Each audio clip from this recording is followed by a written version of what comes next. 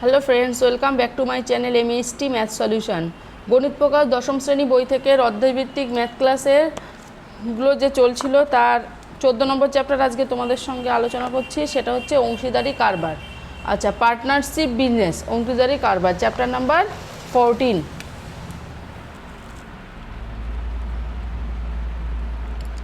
Chapter number 14, অংশীদারি কারবার।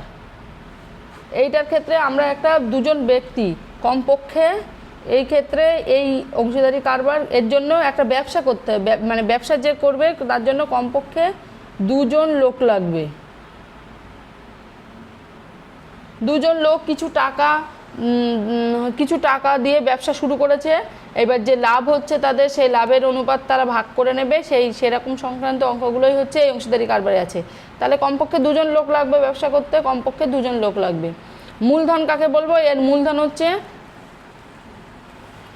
মূলধনের যে পরিমাণ, কিছু টাকা, দুজন কিছু টাকা, একজন ধরো 3200 টাকা, একজন 3600 টাকা ব্যাংক এটা লাগালো। এবার 1 বছর পরে কি লাভ হচ্ছে সেইভাবে হিসাব করতে হয়।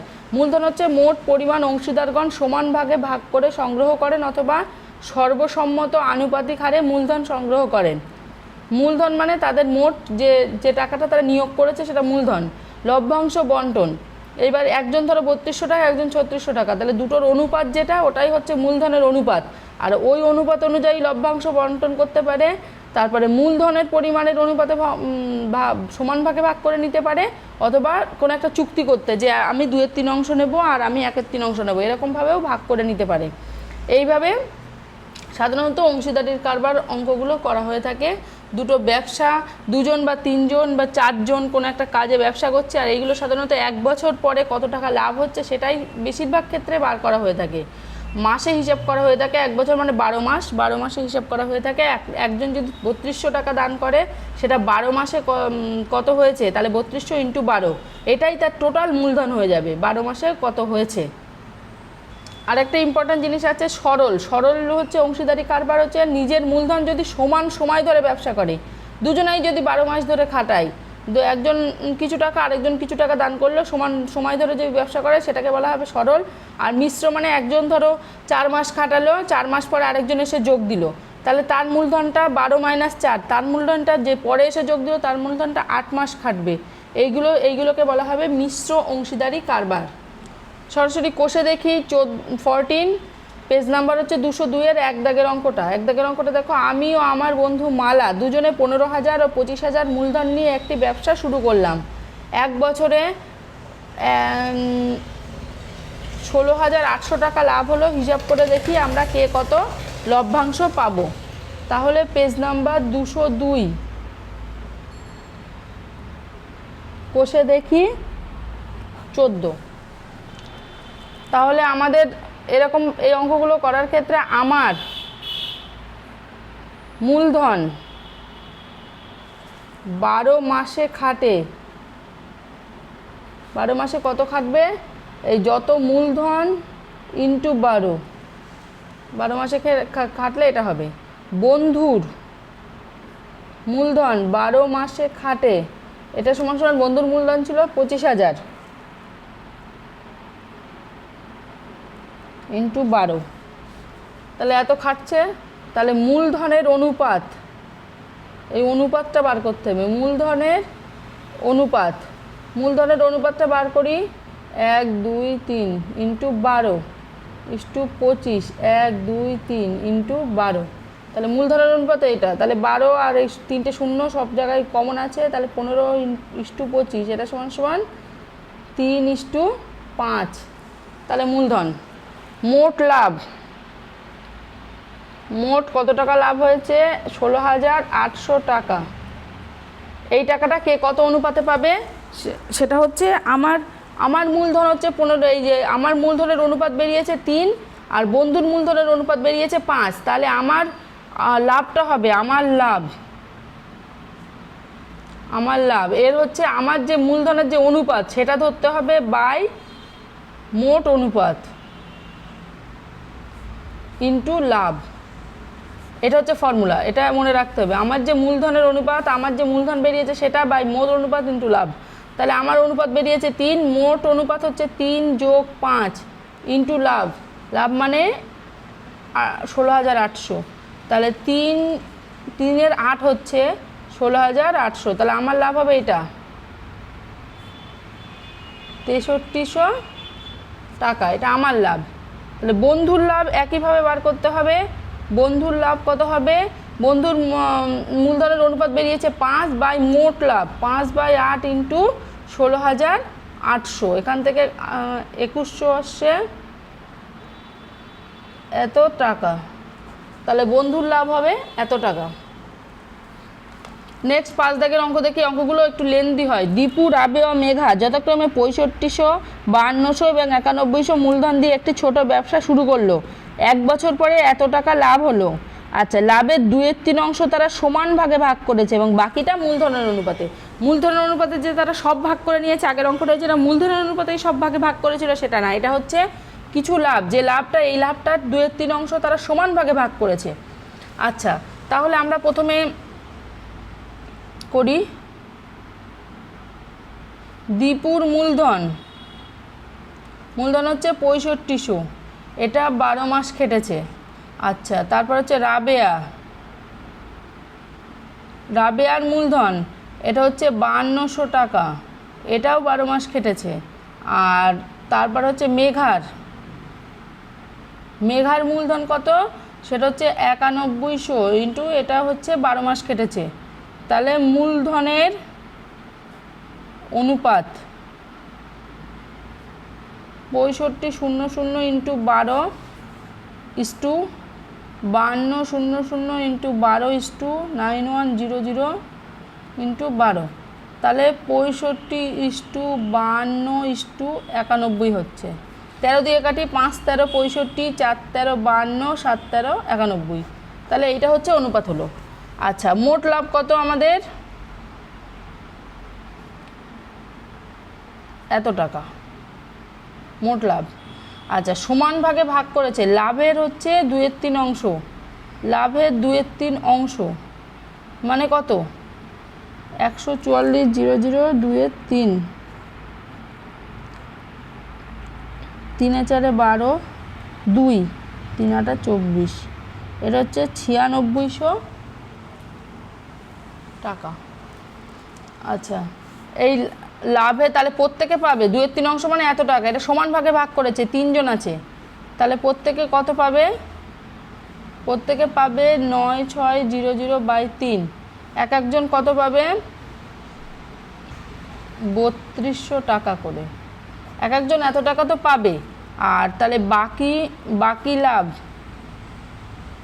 লাভ কত আছে? বাকি লাভ হচ্ছে 00 মাইনাস এই 9600, এইটা হচ্ছে লাভের 2/3 অংশ, এটা বাদ দিতে হবে, এটা হচ্ছে তারা ভাগ করে নেবে সমান ভাগে, আর বাকিটা মূলধনের অনুপাতে।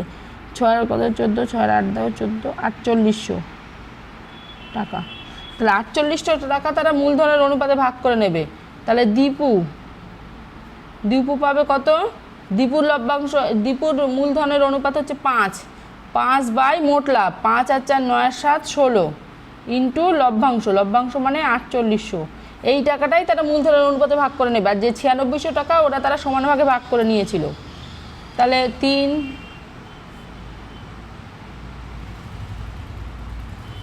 এত টাকা প্লাস এই এক একজন 3200 টাকা পেয়েছিল, মূলধনের অনুপাতে 1500 টাকা পেয়েছে, আর 3200 টাকা যে নিজেরা ভাগ করে নিয়েছিল সেটা 4700, তাহলে দীপু টোটাল 4700 টাকা পাবে। তারপরে হচ্ছে রাবেয়ার মূলধন কত? রাবেয়ার মূলধনের অনুপাত হচ্ছে 4, তাহলে 4 বাই মোট লাভ হচ্ছে 16 ইন্টু মোট মূলধন অনুপাত বাই 4800, এখানে হচ্ছে 1200 টাকা, আর তারা বাকি 3200 টাকা সমান ভাগে ভাগ করেছিল, এক একজন 3200 টাকা পাচ্ছিল, 4400 টাকা। আর তারপরে নেক্সট কত কে আছে? মেঘার মূলধনের অনুপাত কত ছিল? 7, আর মোট হচ্ছে 16 ইন্টু 4800, 2100 টাকা, আর বাকি 3200 টাকা তাদের আছে 5300 টাকা। তাহলে দীপু 4700 টাকা, মেঘা 4400 টাকা এবং রাবেয়া 4400 টাকা এবং মেঘা 5300 টাকা পাবে। নেক্সট 9 দাগের অঙ্কটা দেখি। বছরের প্রথমে প্রদীপবাবু আমিনা বিবি যথাক্রমে 24,000 ও 30,000 টাকা দিয়ে ব্যবসা শুরু করেন। 5 মাস পরে প্রদীপবাবু আরও 4,000 টাকা যোগ করেছিলেন এবং বছরের শেষে এত টাকা লাভ হয়েছিল।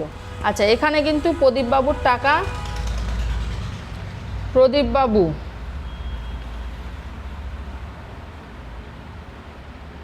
বাবুর মূলধন কত হবে? প্রথমে কি বলেছে? প্রথমে তিনি টাকা দিয়েছিলেন 24,000, এইটা 5 মাস খেটেছে, আর পরে আবার তিনি আরও 4,000 টাকা দিয়েছেন। এইটা 1 বছরে যেহেতু হিসাব করতে হবে, বাকি ছিল 7 মাস। এই বাকি টাকাটা যে আরও 4,000 যোগ করেছে এর সঙ্গে, এই টাকাটা পুরো এই টাকাটা খাটবে 7 মাস, আর এই 24,000টা আগে 5 মাস কেটেছে। তাহলে এখানে কত হবে? 5 24 1 2 3 120 যোগ এখান থেকে 2 3 28, এত টাকা। তাহলে প্রদীপবাবুর মোট এত টাকা হবে।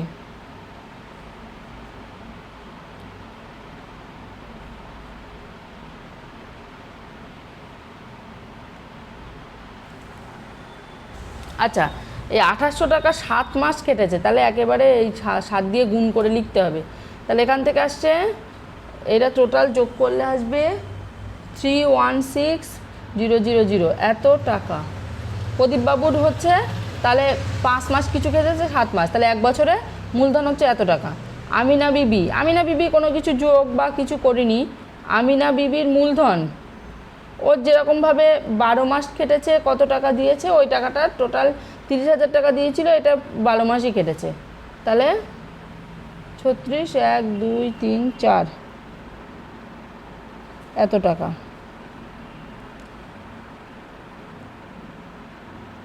তাহলে মূলধনের অনুপাত 316,123, 4টে শূন্য, আর আরেকজনের হচ্ছে 36 1 2 3 4। তাহলে এখান থেকে আসবে 316,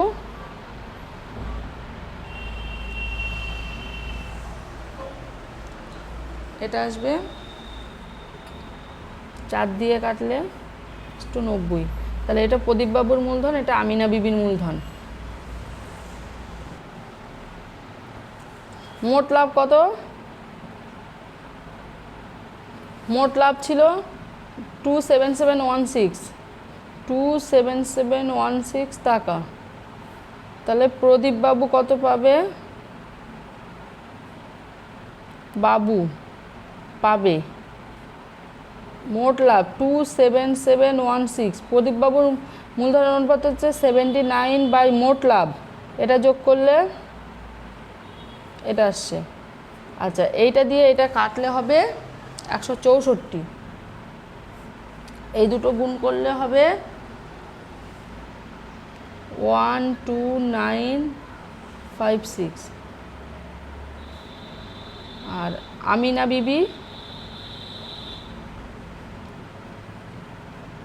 বিবি কত পাবে? মোট লাভ, আমিনা বিবির মূলধনের অনুপাত হচ্ছে এত বাই 169, এটা হচ্ছে কাটলে 164, এটা কাটাকুটি করলে আসছে 14760, এত টাকা। তাহলে তো কার কত টাকা খাটবে, এটা এখানে ক্লাস শেষ করছি। Thank you very much.